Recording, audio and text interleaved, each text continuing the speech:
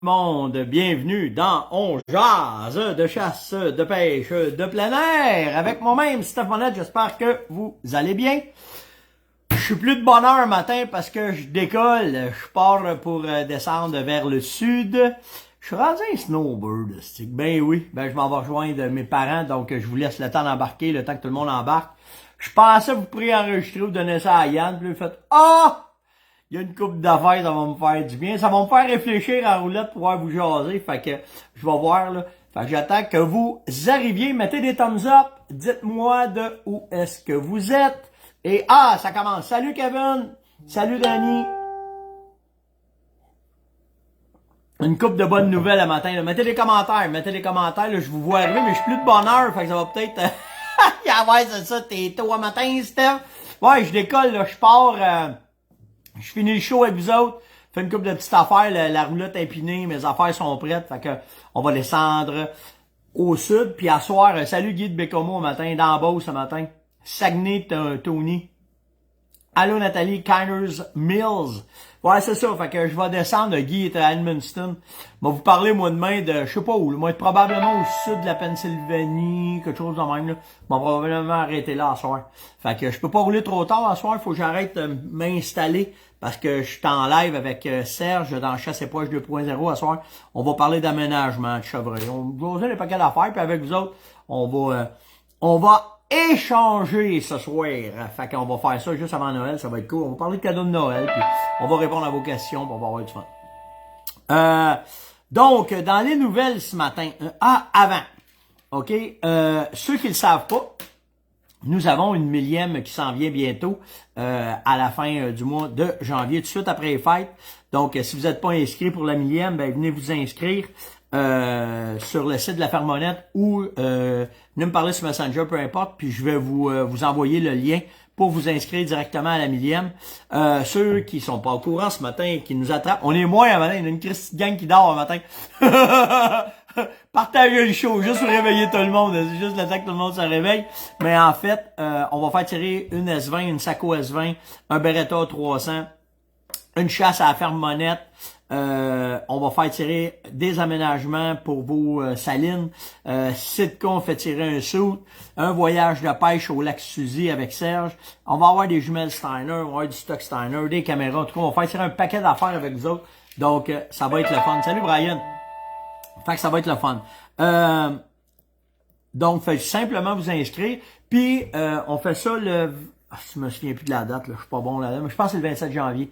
Puis, on va être avec vous autres toute la journée. Moi pis Yann, on fait un live all day. On va préparer un paquet d'affaires. On va répondre à vos questions. Quelque chose vraiment, vraiment là, cool. Un peu comme un salon, comme on faisait le salon avant. Mais on va être en live avec vous autres toute la journée. Dans les nouvelles, c'est attrapé un carcajou. Pas rien, hein? Il y a un trappeur dans le nord de l'Ontario, dans le bout de Hearst. Il a attrapé un carcajou au collet, dans ses collets à loup. On pensait peut-être que c'était un carcajou qui s'était échappé d'un zoo ou quelque chose de même. Ben non, c'était un vrai carcajou sauvage. Donc, vraiment pas pire. Monsieur Levasseur, qui est le trappeur qui a attrapé ça, il avait vu les traces autour de ses pièges à loup de pain-bout, mais il se demandait vraiment... mais vraiment nice, son affaire. Brian, je comprends pas si tu dis, tu m'appelleras à la place. Fait que ça, c'est vraiment nice. En plus, il l'a donné au biologiste pour voir qu'est-ce qu'il en était et comment est-ce que c'était. C'est le troisième qui est attrapé dans le nord de l'Ontario, vraiment, pour sauvage. Puis d'après les informations qu'ils ont, il en reste quelques-uns. Moi, ce que je me demande, c'est comment est-ce qu'ils font pour s'accoupler, tu sais, pour se rendre là. C'est-tu un qui était vraiment au nord, qui a descendu tranquillement, puis que là, il est arrivé de quoi, je ne sais pas. Mais vraiment une chose intéressante. Naturellement, le carcajou, il était très présent au début du siècle, mais avec les coupes forestières et la perte d'habitat et l'exploitation des ressources naturelles, il en reste plus ben. Fait que c'est souvent des prises accidentelles qu'il faut déclarer pour dire... qu'est-ce qu'il y en est et comment est-ce que c'est. Hey, asti, écoutez bien ça matin. Hey, celle-là, là, est forte en tabarnak. Check it. Saigner du nez avec ça, ce matin. Deux affaires. On va vous parler de ça, on va vous parler d'une autre affaire matin. Les fabricants de manteaux boudent la fourrure. Les Canada Goose Canuck puis Quartz, qui sont les trois majeurs qui font des manteaux d'hiver parce qu'il fait frais de site, ben, ils boudent les collettes coyotes puis les collettes poêles. Je me souviens pas, je pense que c'est Quartz, eux autres qui prennent de la fourrure recyclée.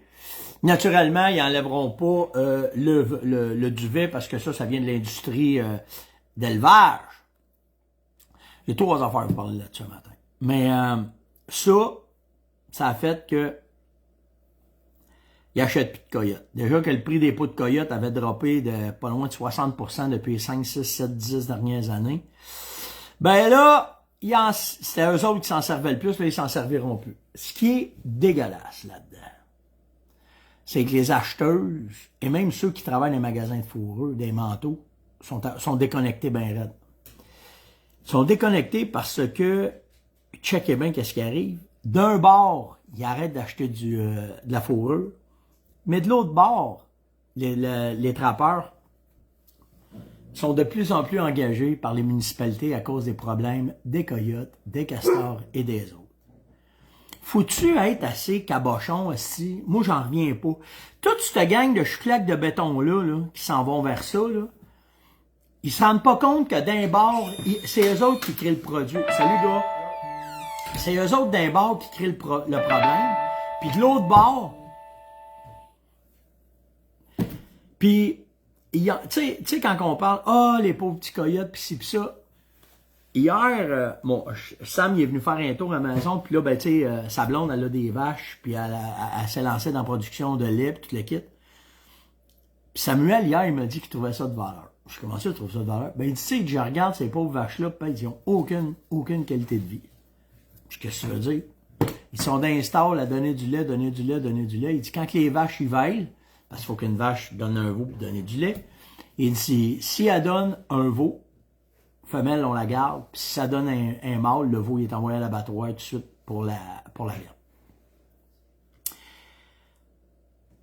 C'est-tu malade puisque ça s'en va, hein?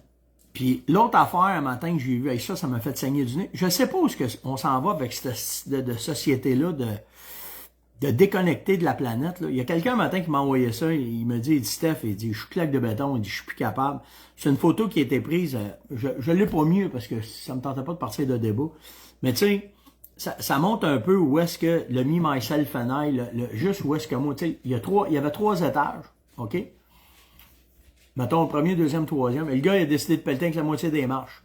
Parce qu'en pelletant avec la moitié des marches, lui, il montait qu'au deuxième, puis il n'a pas décidé. Je ne sais pas où est-ce que ça s'en va, hein, de se regarder le nombril, de se donner bonne conscience, d'essayer de penser que, sans penser aux répercussions que ça fait. Tu sais, quand je reviens avec les manteaux, là, premièrement, c'est confort puis c'est plus chaud, OK?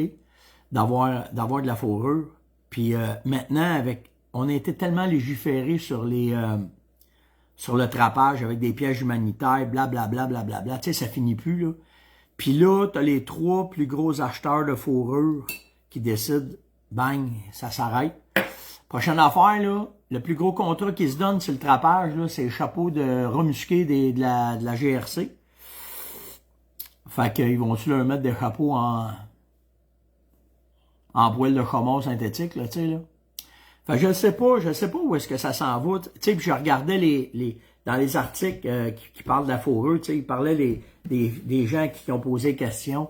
Puis tu sais, si je veux pas porter trop de jugement, parce qu'il y en a des bons jeunes, mais il y en a des moins bons, puis il y en a d'une génération que ils sont complètement... Des claques de béton, c'est juste ça, là, tu sais. Mais Christy, que ça me décourage de voir des fois où c'est sûr qu'il y a des belles affaires qui arrivent. On s'entend, là. Quand on est dans les milieux ruraux, puis l'entraide est là, puis mais c'est parce que dans les villes, là, c'est rendu... Tu regardes aller ça, c'est complètement hilarant où est-ce que ça s'en va. Où est-ce qu'ils sont déconnectés. Tu sais, là, tu l'as à preuve d'un exemple vraiment paradoxal que les deux suivent pas. Ils décident d'acheter de la fourrure des coyotes, mais ils demandent la déprédation des trappeurs dans les grandes villes parce qu'ils en ont trop, tu sais. Fait que, en tout cas, on dort là-dessus, on pense à ça, puis quand on a des accès, tu sais, les marches, si je capotais, puis ce que Sam me dit aussi, je capotais, on dirait c'est rien de ça de ce temps-là qui arrive dans nos affaires. En tout cas, on verra bien, on est weareux, fait qu'on verra bien qu'est-ce que ça va faire. Nouveau record d'un chevreuil, d'un Big Buck au Québec. chevreuil atypique. C'est le mesureur André Baudry qui a mesuré le chevreuil. Je le connais bien, André. On a fait notre cours au Boone & Crockett ensemble. Puis André est devenu une légende au Québec vraiment là-dedans parce qu'il a poussé les mesures de chevreuil Boone & Crockett à son extrême. Il a traduit les documents en français. C'est un gars qui s'est donné en 5 de l'organisation. L'ancien record était de M. Gilles Désiel de Saint-Raymond-de-Portneuf qui avait récolté un boc de 186 et 6,8 pour un net de 180 pouces. C'est gros, ça. C'est très, très, très, très gros. OK, comme chevreuil. Puis, c'est M. Terrien, Jean-Yves Terrien de Saint-Michel-des-Saints en 2021 qui a déclassé le numéro 1 des atypiques avec un score de 197,28. C'est proche de 200, ça. Ça, c'est quelque chose. Et pour un net de 193,38. Fait que c'est vraiment nice. Le boc pesait 230 livres. Il a été récolté à l'Arbalète parce que c'est une zone qui est beaucoup qui est qu'à l'Arbalète, je me trompe pas. Donc, il y en a des trophées, hein. Quand tu arrives avec du 197 au Québec, là, ouf! Il y a seulement, à travers ça, il y a seulement que 100 chevreuils par année qui sont dans cette classe-là à travers l'Amérique au complet. C'est fou, hein? Vraiment fou. Donc, c'était les petites nouvelles de ce matin. Dans les questions, j'ai Steph qui me demande, parle-nous donc des armes custom. T'as-tu déjà joué avec ça? Tu connais ça un peu? Ben, j'ai été envoyé chez Beretta pour ça, là. Connaître un peu qu'est-ce qui peut se faire à la main. Quand tu arrives avec... On va parler des fusils, par exemple, on parlera des carabines, mais faire une histoire courte. Quand tu arrives avec des fusils custom, c'est des fusils fabriqués à la main, OK?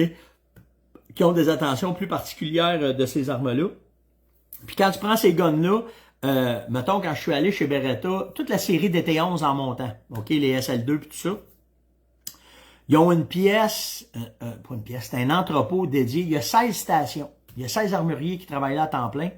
Puis, quand les armes sortent de la fonderie, ben ils passent dans les mains de ces 16 armuriers-là pour les vérifier, les organiser puis les arranger. Après ça, tu peux le faire customiser encore plus. Fait que ça veut dire qu'ils prennent ton fusil, tu t'en vas voir un armurier en haut chez Beretta, tu t'en vas au service à la clientèle, et lui va prendre, quand tu prends ton fusil et t'accroches, il prend tes mesures, il va dessiner, tu vas avoir ton pouce plus incurvé, peu importe là, comment est-ce que tu la crosses d'une façon ou d'une autre, puis là, lui va te la sculpter puis il va te l'arranger. Ça, c'est le fit pour le tir. Pour la beauté du gun, ben après ça, il va monter dans le engraving, ceux qui vont graver les armes. Chez Beretta, il y a 6 ou 8 personnes qui font ça. Ils sont dans une immense pièce très, très, très éclairée. Puis la meilleure façon de pouvoir graver une arme, c'est d'être devant la lumière du soleil. Fait qu'ils ont des grandes vitres pour avoir la lumière du jour. Puis là, ils vont graver. Ils vont faire un chien, une photo, un événement, ce que vous voulez sur votre gun. Puis ça peut aller de faire ça, ça prend quelques jours, ou ça peut prendre une année. Fait qu'imagine le prix du fusil. Si le gars travaille 1 an sur ta gravure, fait que tu as déjà le salaire d'une personne pendant 1 an qui est là-dessus. Fait qu'imagine le prix que le fusil peut coûter quand c'est rendu là. Fait que tu sais, ça n'a pas de fin. Puis pour ce qui est des carabines, ben c'est la même chose. On va vous conter une petite histoire. À un moment donné, je guidais ici à la maison. Puis j'ai un client qui vient, puis le monsieur en shape, mais pas trop, tu sais. Fait qu'on commence à monter les montagnes pour aller tirer un chevreuil. Puis naturellement, comme guide, ben je m'occupe du monsieur. Fait que je décide de prendre son sac à dos, ses affaires. Je dis, moi, je vais monter en haut. Prends ton temps. Viens me rejoindre en haut. Tu vas me voir. Je vais être à peu près à 150 mètres sur le top. Va-t'en en ligne droite. Je t'attends en haut. Ça montait de même. Fait que moi, je me pogne le backsack du monsieur, pogne son arme. Puis là, je pars, puis je grimpe. Puis là, j'arrive en haut, tu sais. Puis le temps que moi, j'arrive en haut, lui, il est encore en bas. Puis là, ben, il a son gun dans les mains. Là, je regarde le gun. Il est super léger. Il est gravé d'un bout à l'autre. La carabine est gravée du bolt action jusqu'au bout du canon. Il y a des signes là-dedans, mon gars. Puis il y a un paquet d'affaires. La gâchette est en or, le pontet, il y a des lignes d'or dedans. Un Christy de gun. Fait que quand le gars est arrivé en haut, j'ai fait, tu correct? Oh, oui, on va s'installer ici, on va faire un peu de rattling, on va voir qu'est-ce qu'il y en a. Mais j'ai Christy de beau gun. Mais j'ai dit, ce que je trouve bizarre sur ton arme, j'ai dit, c'est qu'il n'y a pas de marque. Ah, il dit, non, il n'y aura pas de marque. Il dit, il est custom. Ah! Ça veut dire quoi? Dans ce temps-là, je ne connaissais pas ça. Ben, il dit, en fait, c'est ma femme qui me l'a fait faire. Selon ce que j'y disais, elle a pris des notes, puis elle est arrivée, puis Elle m'a fait faire ce gun-là, mais il n'est pas fini. J'ai une petite affaire à faire dessus, mais là, je voulais l'avoir venir à HSC. Ah, bon, c'est cool. Ça vaut combien? Dans les 6 chiffres. Hein? Je dis dans les 6 chiffres, il dit dans les 6 chiffres. Il dit, on est rendu dans les 6 chiffres dans ce gun-là. Fait que, tu sais, j'ai redonné, mais t'entends pas de lever une hypothèque sur ma maison, je sais pas qu'il y a une débarque dans les montagnes, là. Mais tout ça pour vous dire que ça n'a pas de fin. Où est-ce que votre imagination peut vous emmener pour votre gun? Ça va être là, ça va se rendre là. Donc, faites juste faire custom gun sur Google, vous en allez avoir des panoplies. J'en ai pas moi encore de ça. J'ai des armes que j'ai modifiées pour moi, mais de me faire ça par un artiste, par un... J'ai un couteau par exemple. Je vous montrerai ça à un moment donné, j'ai un couteau fait par voyons, le mieux, armurier le mieux, qui m'a gravé les affaires là-dedans, puis le prix du couteau est malade. Une autre question, Julien me demande, ça se peut-tu que les chevreuils au sud du Québec ravagent pas? Ben oui, c'est possible. Le chevreuil n'est pas obligé de ravager. Le chevreuil va ravager quand il y a trop de neige. Quand il est pogné dans la neige, puis que là, il s'aperçoit que sa nourriture va être plus difficile, que ça sera pas facile, là, ils vont se regrouper, puis là, ils vont le faire. C'est sûr que, comme dans les Laurentides d'ici, que majoritairement, on a tout le temps de la neige, pour eux autres, c'est normal. La migration est normale. Dans la Beauce, c'est normal. Il y a bien des places. Mais au sud du Québec, Hemingford, ces places-là, s'il n'y a pas beaucoup de neige, en Saskatchewan, ça ravage pas. Dans le nord de l'Ontario, ça ravage. Dans le sud de l'Ontario, ça ravage pas. Aux États-Unis, ils ravagent pas. Il n'y a pas de neige. Fait que, tu sais, ça dépend où est-ce qu'ils sont. Ils vont s'adapter à l'habitat, puis ils vont faire ce qu'il y en est, puis comment est-ce que c'est. C'était long jazz de ce matin, un peu plus court un matin, hein, parce que là, je pars là, matin, on décolle, puis je m'en vais dans le sud. Fait -5 en Abitibi. J'espère à soir pogner du plus là pour être ça asphalte. Fait que on va décoller tranquillement, pas vite. Likez, partagez, invitez, surtout commentez. Soyez là à soir à Chasse et Pêche 2.0. Je vais être avec Serge. Puis ceux qui nous ont manqué parce qu'on était à trop de bonheur, ben cassez-vous pas la tête. C'est en rediffusion. Quand je finis un live, je le mets pour toujours. Il est tout le temps là. Fait que c'est très simple. Vous pouvez le regarder puis le faire. Donc, ce matin, on s'en va direction au sud. Je fais comme les outardes. On descend au sud. Puis je vous parle demain matin. Ciao tout le monde. Attention à vous autres. Bonne journée.